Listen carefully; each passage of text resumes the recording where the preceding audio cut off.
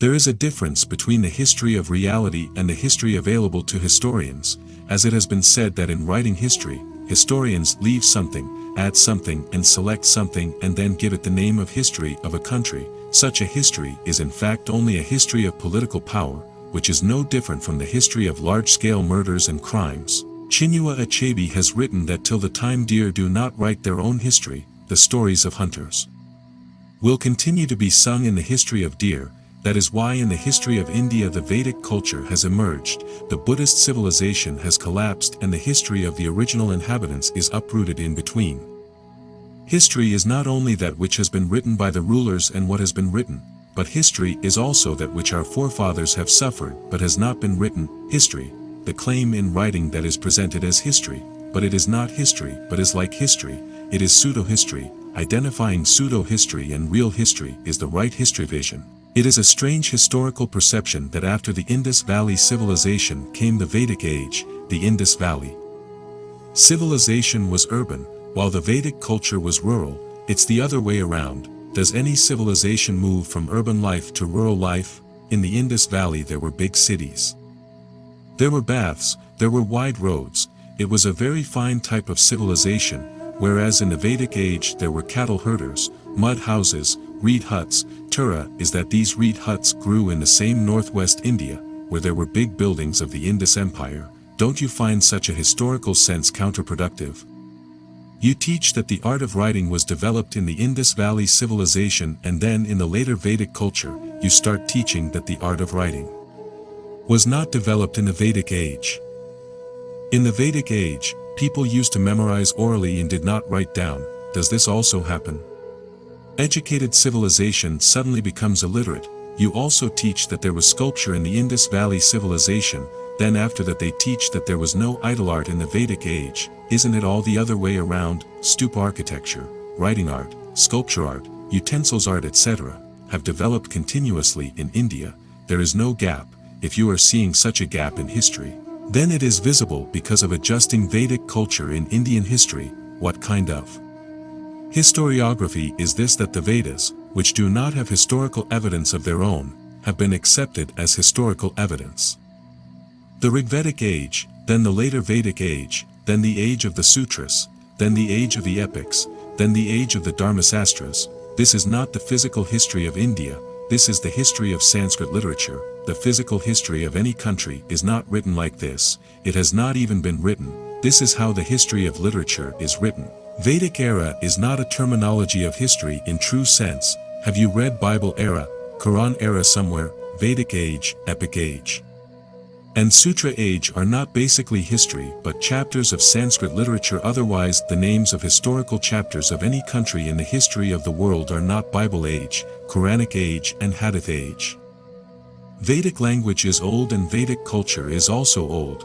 Then the fact should also be investigated that where did the so-called gold coins, Nishka, and silver coins, Rajat, of Vedic age go, while the metal coins were first coined by Gautama Buddha, meet in the era, which is called hurt posture, while today's study is based on the measurement of the amount of fluorine in antiquities, the amount of radioactivity in charcoal and bone, geomagnetic observations and phylogenetics, then it is futile to determine the age of a hero or an object by a clumsy time scale like Satyuga or Dwapar. For example, the Vedas were composed at the beginning of creation.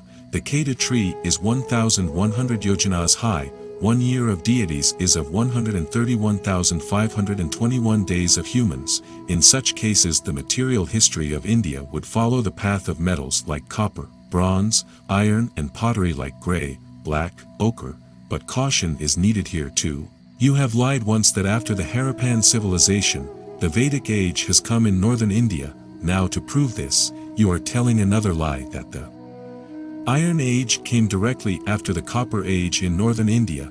You blasted the Bronze Age civilization with the false canon of the Vedic Age. The Bronze Age came after the Copper Age in northwestern India.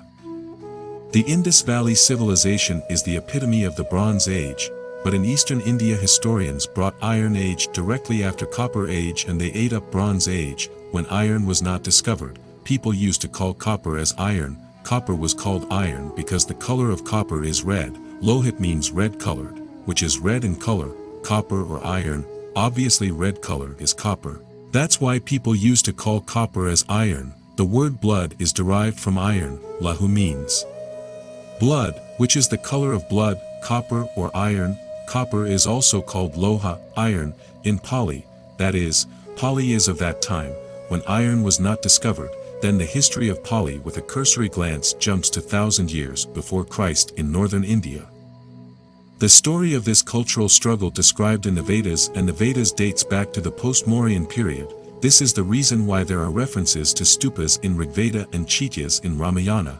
It is said a lot that Rigved Ganga is described once and Yamuna 3 times in Vedas, but it is very little told that stupa is described twice in Rigveda. The Sanskrit stupa is basically a corruption of the Pali thupa.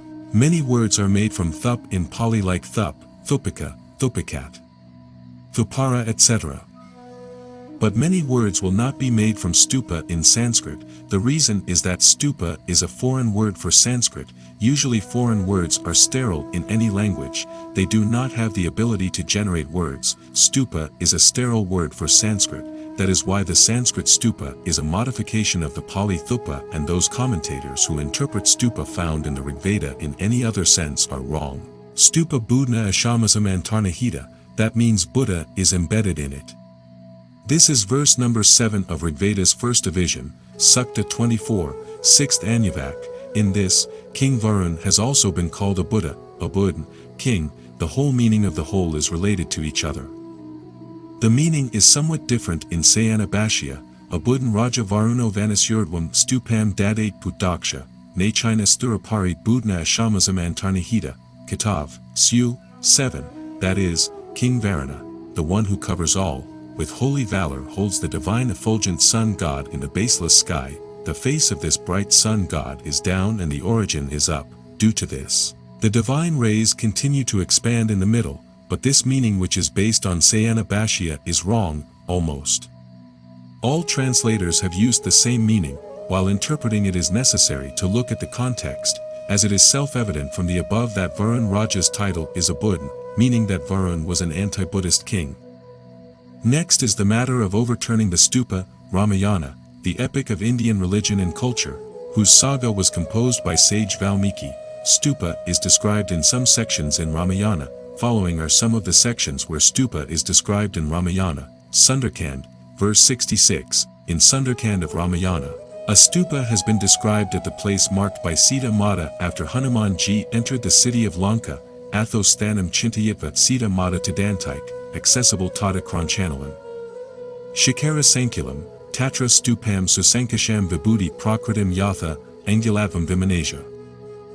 Dadarshvanratama, that is, Hanumanji reached the city of Lanka and meditated towards the marked place of Sita Mata.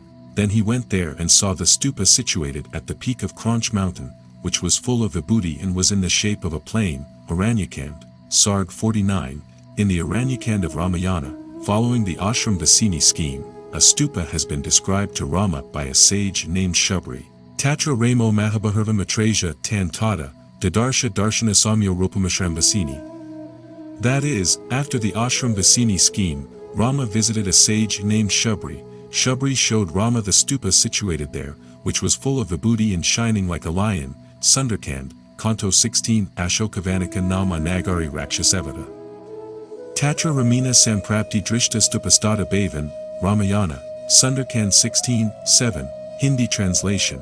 There was a city called Ashokavathika, where Ravana's army was, and when Lord Rama reached there the stupa was seen. Both Ramayana and Rigveda are ancient and important texts of Hinduism which are the pillars of Indian history and culture. Stupa is mentioned in both these texts, which tell the deep mysteries of the old ages of history.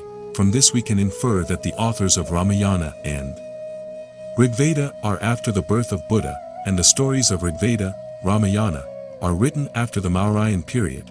It is clear from the available data that the Indus Valley civilization was urban while the Vedic culture was rural.